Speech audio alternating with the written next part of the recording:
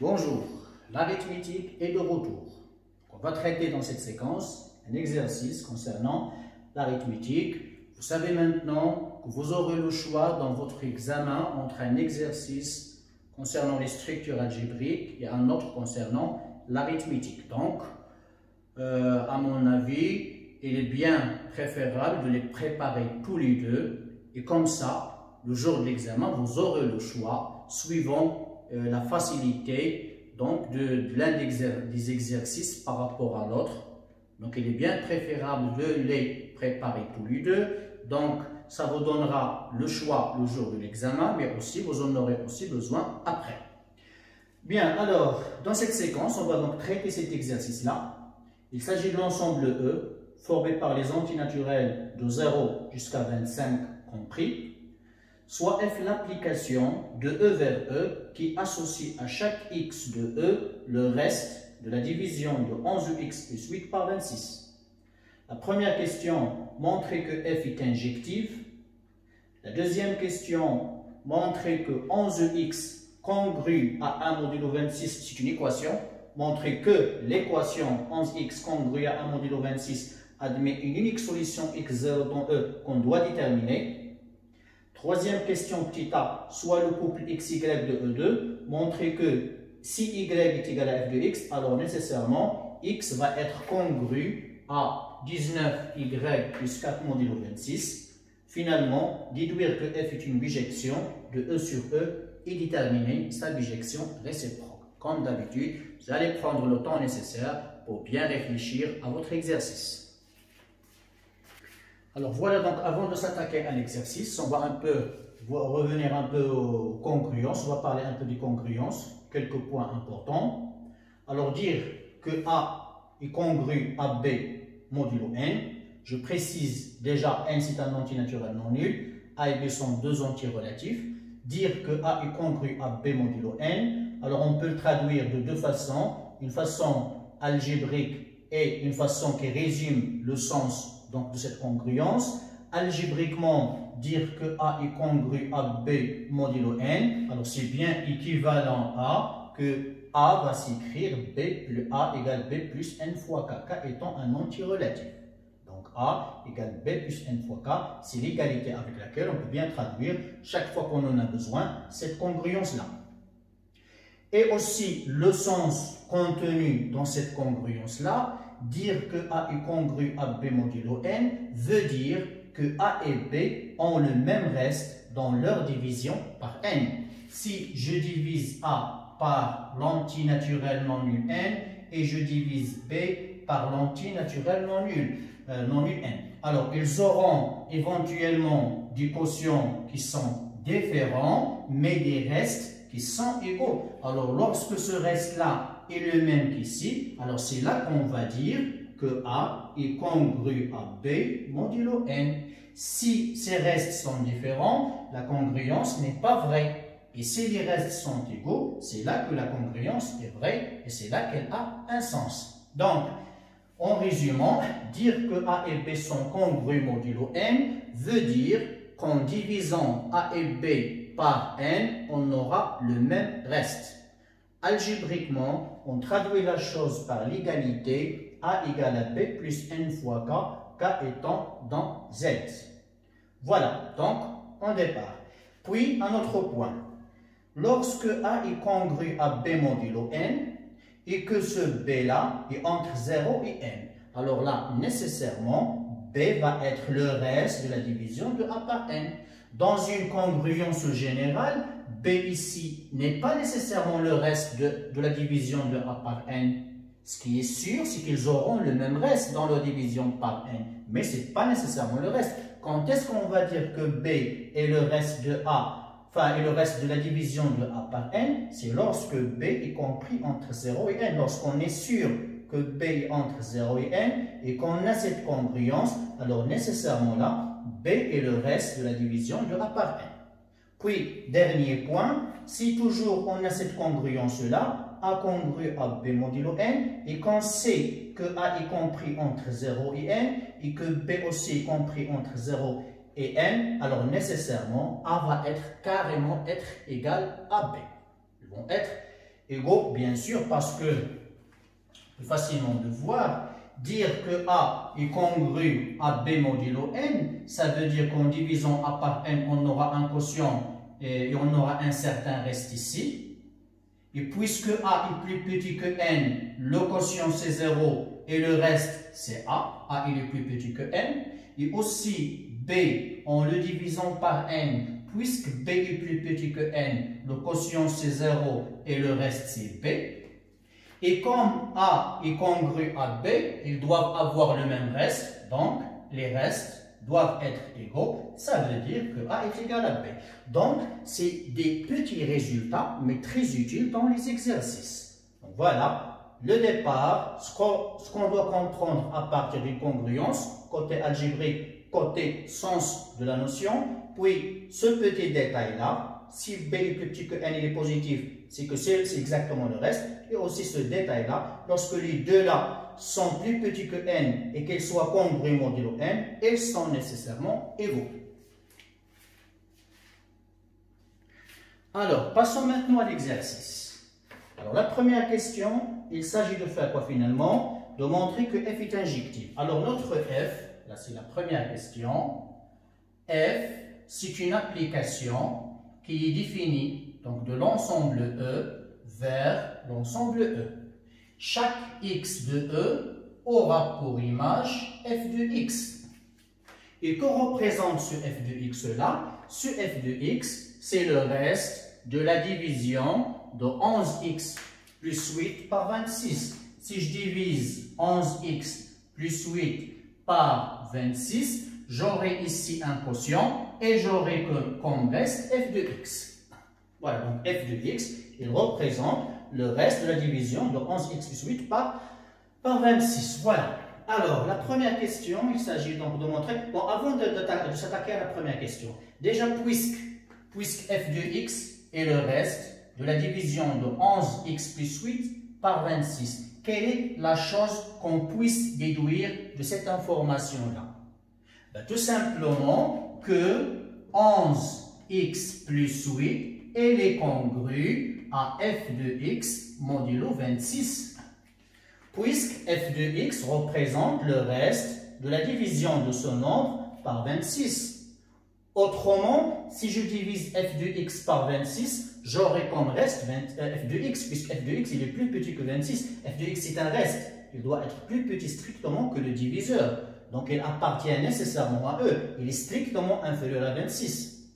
Donc le reste c'est f de x, et puis 11x plus 8 a pour reste f de x, donc nécessairement ils sont congrus modulo 26. Donc c'est l'information qu'on puisse tirer de cette information finalement. C'est la chose qu'on puisse tirer de cette information. Alors, regardons un peu en quoi ça va être utile dans notre question.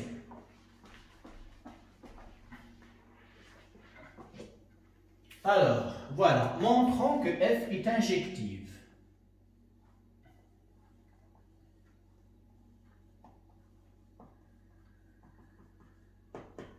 Alors, soit donc, on connaît bien la démarche, soit x dans E, y dans E, tous les deux dans l'ensemble de départ.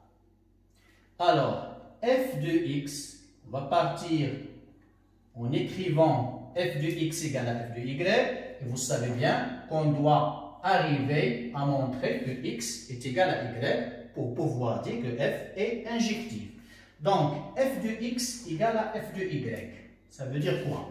F de x, il représente le reste de la division de 11x plus 8 par 26. On sait que 11x plus 8, il est congru à f de x modulo 26. Et on sait aussi que 11y plus 8, il est congru à f de y modulo 26. Que représente f de y? C'est le reste de la division de 11y plus 8 par 26. Or, dire que f de x est égal à f de y veut dire que ces deux entiers sont congrus entre eux modulo 26. D'accord? Alors, on va commencer par écrire la chose suivante. Donc, voilà, f de x égale à f de y, ça implique que 11x plus 8 est congru à 11y plus 8 modulo 26. Alors, pourquoi cette implication? Car, tout simplement, car on a les deux choses suivantes. 11x plus 8, il est congru à f de x modulo 26.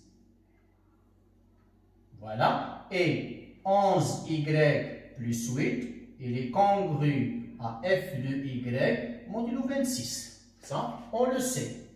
Comme f de x, c'est l'image donc de x, ça veut dire c'est le reste de la division de ça par 26. On a ces deux congruences. Et comme on a supposé que f de x égale à f de y, ça veut dire que ces deux aussi sont congrus modulo 26.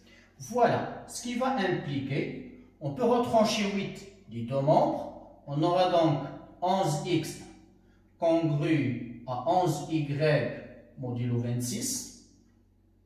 On va ramener cet entier de ce côté-là. On aura donc 11x moins 11y est congru à 0 modulo 26.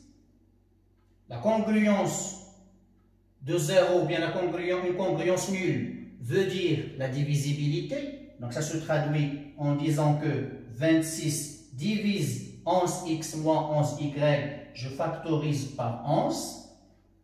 Et là, donc c'est le tour de Gauss pour conclure que, donc, 26 divise x moins y, alors la justification, car 26, pardon, donc 26, 11, c'est 1, d'après Gauss.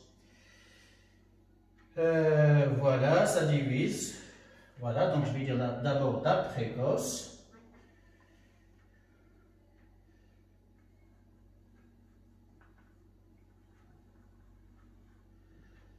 Alors, car 26 et 11 sont premiers entre eux. Donc, c'est le résultat de Gauss, bien sûr. Voilà.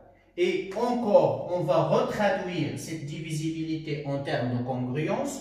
Donc, ça va vouloir dire que x moins y est congru à 0 modulo 26. Le fait que 26 divise x moins y, ça donnera une congruence nulle. X moins y congru à 0 modulo 26. On fera passer y de l'autre côté. On aura donc x est congru à y modulo 26. Or, x elle est entre 0 et 25, donc il est strictement inférieur à 26. Et y aussi, il est entre 0 et 25. Donc, j'ai bien le droit de dire que x est égal à y. Et voilà, on a notre résultat. On est parti de f de x égale à f de y. On est arrivé à x égale à y. Par suite, f est injective. Voilà. Alors, passons maintenant à la deuxième question. On va considérer donc l'équation. On considère l'équation 11x congru à 1 modulo 26. On considère cette équation-là.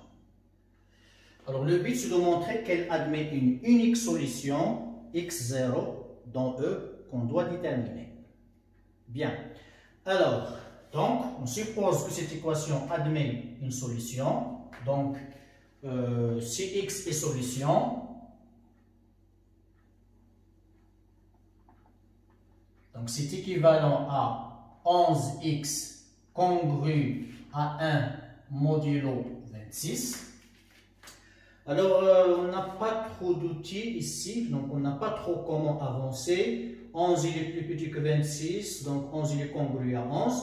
Donc, ce qu'on va faire, on va exploiter un autre petit résultat, c'est le fait que si A est congru à B modulo n et que P est un entier, est un diviseur de n, alors A est congru à B modulo P.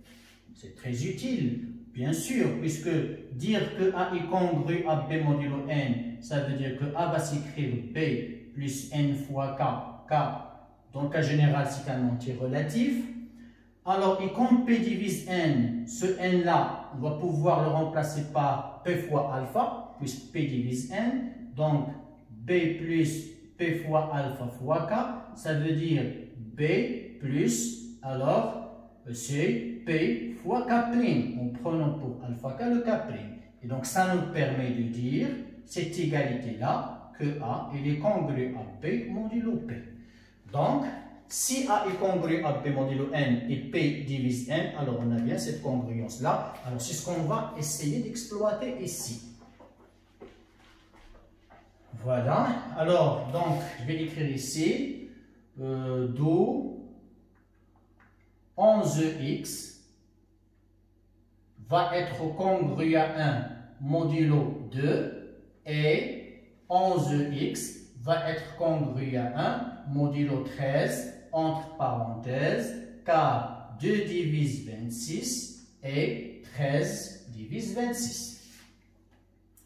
Alors on va donc traiter chacune à part. Concernant celle-là, alors on sait maintenant que 11 est congru à 1 modulo 2, puisque le reste de la division de 11 par 2 c'est bien 1. Donc, en multipliant les deux nombres par x, on aura 11x qui va être congru à 1 fois x modulo 2. Ce qui implique que x est congru à 1 modulo 2, car 11x, elle est congrue, elle est là, elle est congrue à 1 modulo 2. Voilà, on a ce résultat-là. D'où, puisque x est congru à 1 modulo 2, donc x, on va pouvoir l'écrire 1 plus 2k, avec k va appartenir à l'ensemble. On sait que x est inférieur à 25, c'est-à-dire 1 plus 2k est inférieur à 25. Ça veut dire que 2k est inférieur à 24. Ça veut dire que k est inférieur à 12. Donc, ça peut prendre une valeur entre 0 et 12. Voilà. Alors, passons maintenant à notre congruence, à celle-là. Donc, je vais écrire 11x congru à 1 modulo 13. Ça implique. Alors, on a maintenant le droit de remplacer x par 1 plus 2k. Donc, si 11 facteur de 1 plus 2k est congru à 1 modulo 13, ça implique que 11 en développant plus 22k est congru à 1 modulo 13. Alors, on fait passer le 11 de l'autre côté, on aura 22k, il est congru à 1 moins 11, c'est moins 10 modulo 13. Alors ici, encore, notre but, c'est de pouvoir simplifier cette congruence. On peut déjà diviser par 2. On aura ici 11, on aura ici moins 5. C'est pas trop pratique. Ce qu'on va faire, c'est qu'on sait que 22, il est congru à quoi modulo 13? 22, il est congru à 22. Ça, on le sait bien sûr, puisque 22, plutôt... Oui, 22 il est congru à 22. Ton nombre tout entier est congru à lui-même. C'est normal. Alors, le multiple de 13 proche de 22, c'est 26. Donc, 26, il est plus grand que 22. Donc, on fait en retranchant. Donc, c'est moins 4 modulo 13. Je le redis bien sûr, parce que, alors, 22, c'est bien 26 moins 4. Donc, 22, c'est moins 4 plus 2 fois 13. Voilà donc, voilà le A, voilà le B, et voilà N fois K. Donc, 22 est égal à moins 4 plus 2 fois 13, le K il est là, donc on a bien le droit que 22 est congru à moins 4 modulo 13. Bien sûr, en faisant, bien sûr, ça on doit s'entraîner sur ces congruences-là, donc ça doit donc devenir des réflexes. 22 étant congru à moins 4, on multiplie par K. On va multiplier les deux nombres par K, donc on aura 22k congru à moins 4k modulo 13. Alors, j'ai multiplié par k, voilà. Ça implique, je vais écrire ici, ça implique quoi? Alors, voyez bien, 22K, il est congru à moins 4K. Or, 22K, il est congru à moins 10. Donc, je vais remplacer 22K par moins 10. Donc, moins 4K, il est congru à moins 10 modulo 13. Je rappelle que ce que je fais ici, j'essaie de simplifier cette congruence-là. Mon but est d'arriver à la valeur de K. Donc, je dois essayer de simplifier cette congruence.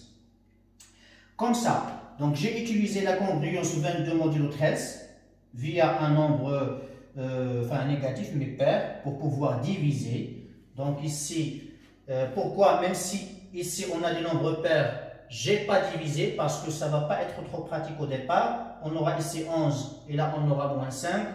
Bon, donc je préfère donc travailler avec cette congruence-là. 22, il est congru à moins 4 modulo 13. Comme ça, en multipliant par K. Et le 22K, je le remplace par moins 10. Voilà. Alors maintenant, j'ai le droit de diviser par moins 2. Pourquoi pas? Je divise par moins 2. J'aurai 2K congru à 5 modulo 13. Mais 5, je lui retranche 13. J'ai le droit. Ici, on a le droit d'ajouter, de retrancher du multiple de 13. Donc, ça implique que 2 fois K, c'est congru à 5 moins 13 modulo 13, ce qui implique que 2 fois K, c'est congru à moins 8 modulo 13. 5 moins 13, donc c'est moins 8. Maintenant, je divise par 2 carrément. J'ai le droit de diviser parce que 2 est premier avec 13. D'accord? 2 est premier avec 13, donc j'ai bien le droit de diviser. Donc, K, il est congru à moins 4 modulo 13, car 2 est premier avec 13, parce que si 2 n'était pas premier avec 13, donc on ne doit diviser que si 2 est un diviseur commun à tout le monde. On doit diviser même le modulo. On ne divise que ces deux nombres-là que lorsque ce nombre sur lequel on va diviser est premier avec le modulo. Et si on divise par 2, 2 est bien premier avec 13. On va éliminer donc ce moins-là. Donc déjà, on a notre K. C'est déjà bien. K, il est congru. Moins 4 plus 13, alors c'est 9. Modulo 13. Et voilà, on a notre K.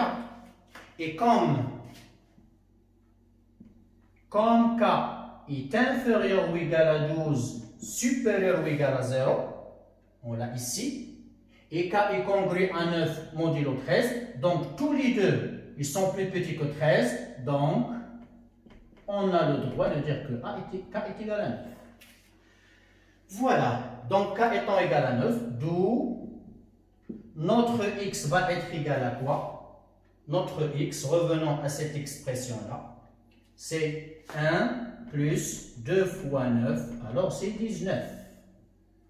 Voilà notre X là, on a trouvé déjà une solution.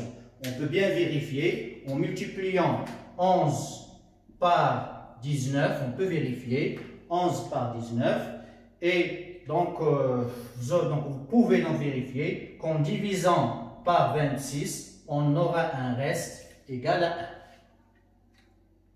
Donc, voilà, on a notre X. En ajoutant cette vérification-là, et on a bien, donc on a bien 11 fois 19 est congru à 1 modulo 26, donc 19 est bien une solution. Reste à montrer quelle est l'unique solution. Donc, je lui dis ici, donc 19 est une solution de l'équation. Maintenant, ce qu'on va faire, on doit montrer finalement que c'est l'unique solution.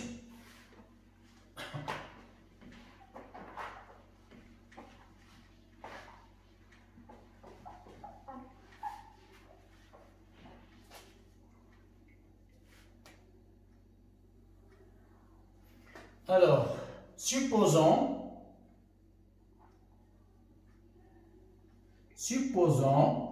qu'il existe une autre solution qu'on va appeler x0 de e de cette équation. Ça, c'est pour montrer l'unicité. Alors, on aura, puisque 11x0 va être congru à 1 modulo 26 et 11 fois 19 congru à 1 modulo 26, ça va impliquer que 11x0 est congru à 11 fois 19 modulo 26. Ça se voit. Ça implique, en retranchant, ou bien on peut diviser par 11, puisque 11 est premier avec 26, ça va impliquer que x0 est congru avec 19 modulo 26, car 11 est premier avec 26. C'est pour cela qu'on a le droit de diviser sans toucher au modulo.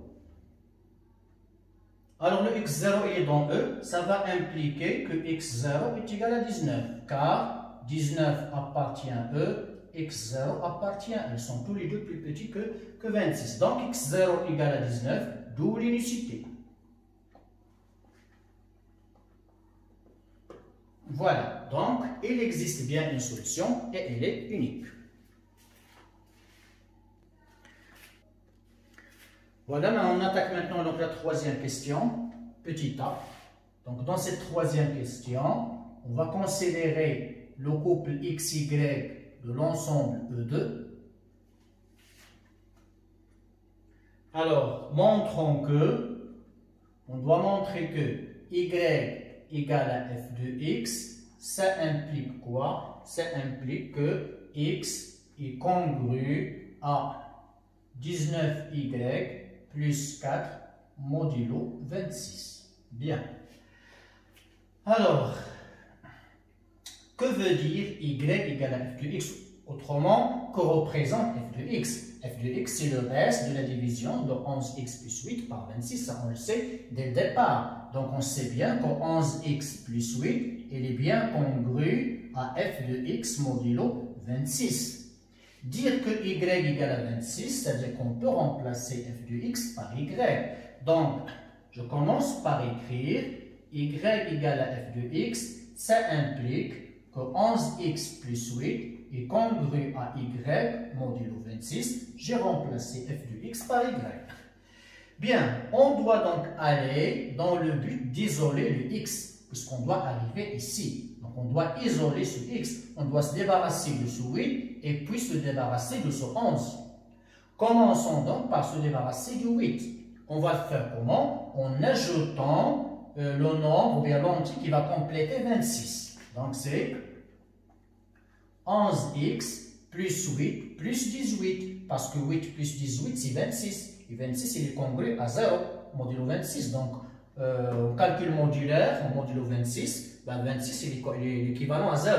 Donc, 8, c'est congru à y plus 18 modulo 26. Alors là, c'est équivalent. On aura donc 11x congru à y plus 18 modulo 26. On doit maintenant se débarrasser de 11. Il nous faut maintenant multiplier par un nombre de façon à annuler, de façon à éliminer ce 11. Et bien c'est là qu'on va utiliser la deuxième question, parce qu'on sait que 11 fois 19 est congru à 1 modulo 26. On va utiliser le 19 de tout à l'heure.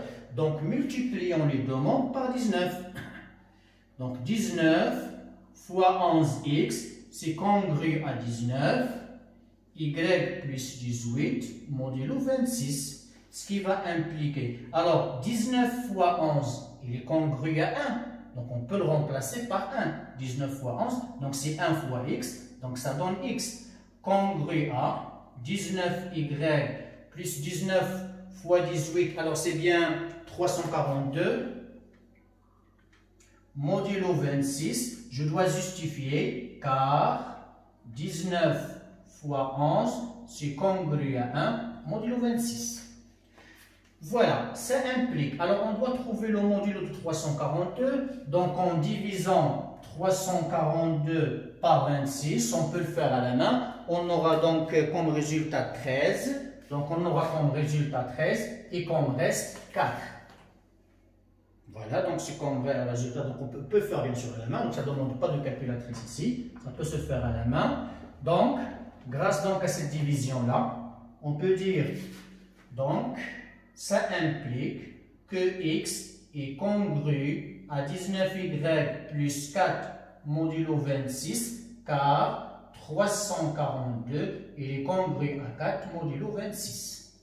Et ça vient de quoi? Ça vient du fait que 342, c'est 26 fois 13 plus 4. Et voilà, on est arrivé à notre résultat.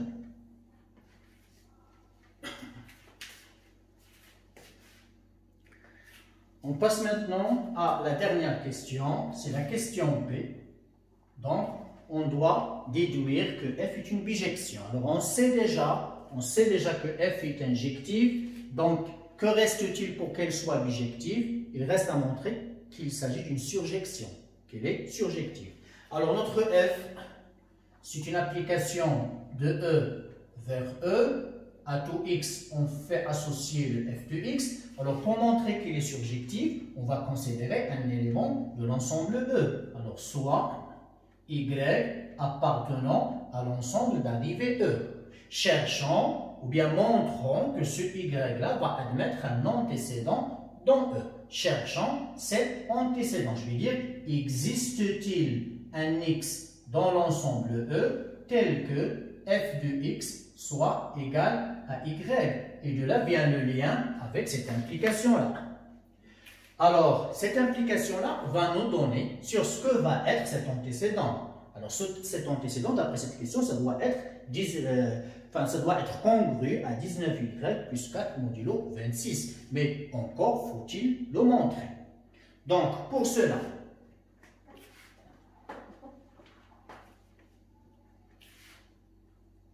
alors, montrons, bien je vais dire ici, soit x de E tel que 19y plus 4 soit congru à x modulo 26. Bon, y étant dans E, bien sûr 19y plus 4 peut rester dans E, il peut bien dépasser, peut déborder, peut donc être plus grand que 25, peut être plus grand que 26. En tout cas, il est congru à un x modulo 26 et ce x-là, dans E, il existe bel et bien. Alors, qu'on représente ce x-là, c'est le reste de la division de 19y plus 4 par 26. Ce qu'on doit montrer, c'est que finalement, ce x, c'est un antécédent de y, c'est-à-dire, montrons que f de x égale à y.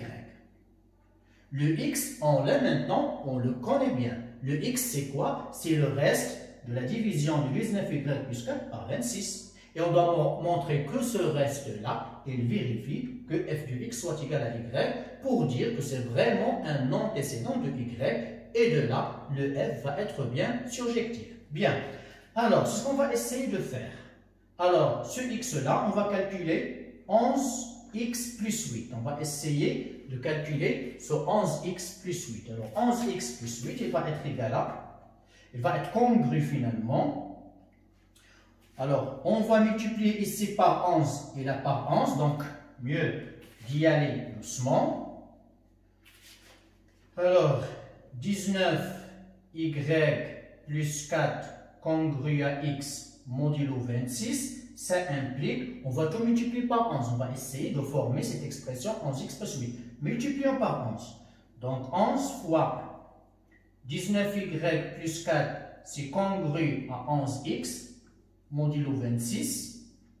Je développe. Donc c'est 11 fois 19y plus 44 est congru à voilà à 11x, bien sûr, puisque j'ai multiplié par 11. Alors, 11 fois 19, on le retrouve encore une fois. 11 fois 19, on sait qu'il est congru à 1 modulo 26. Donc, ici, on peut remplacer par 1, ça reste y plus 44 congru à 11x modulo 26. Il faut quand même justifier que 11 fois 19, il est congru à 1 modulo 26.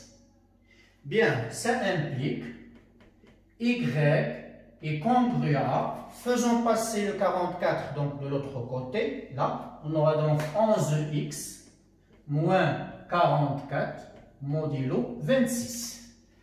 Alors, ce qu'on doit faire finalement, on doit ajouter, donc comment décomposer?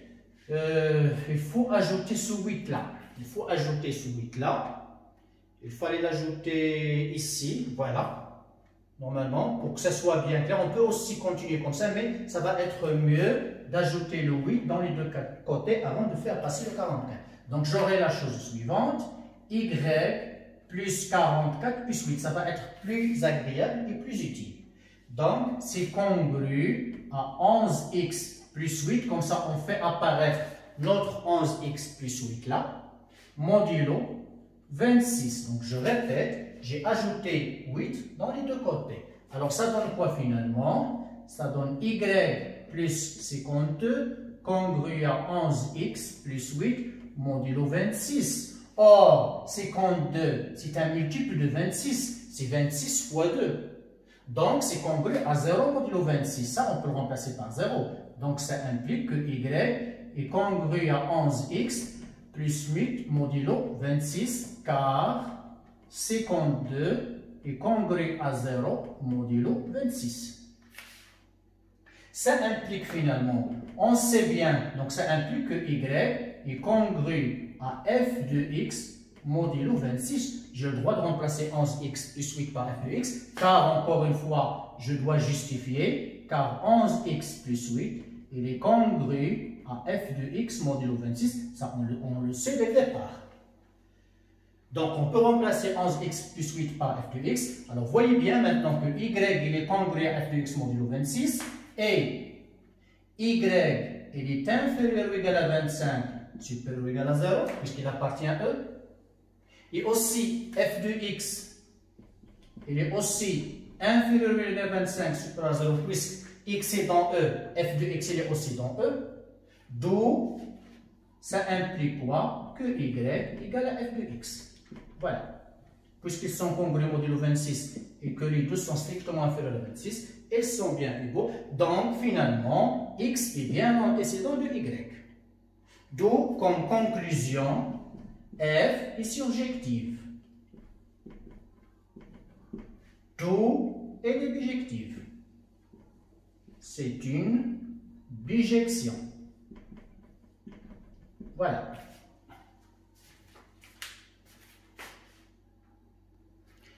Et on achève donc notre exercice en faisant cette dernière conclusion, en déterminant la bijection réciproque de f. Alors, on a f maintenant défini de E sur E, puisque c'est déjà une bijection. À tout x, on associe le f de x, qui est finalement le reste de la division euclidienne de 11x plus 8 par 26. Alors, en inversant les rôles, si maintenant en prenant un y donc dans E, quel est donc l'antécédent de y? L'antécédent de y, c'est le x, qui représente quoi finalement? C'est le reste de la division de 19y plus 4 plus 26. Alors comme ça, on va donc définir cette bijection réciproque d'après la question précédente.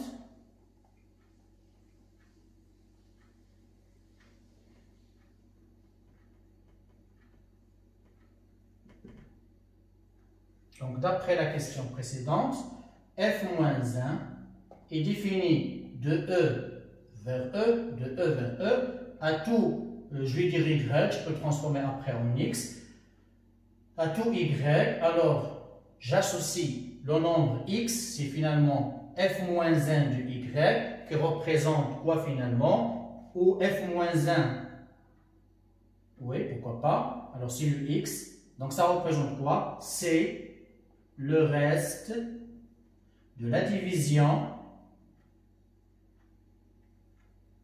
de 19y plus 4 par 26. Puisqu'en prenant un y de l'ensemble d'arrivée, quel est son antécédent? C'est x. X, il représente quoi? X, il est congru à 19y plus 4 modulo 26. Et x, il est plus petit que 26, strictement.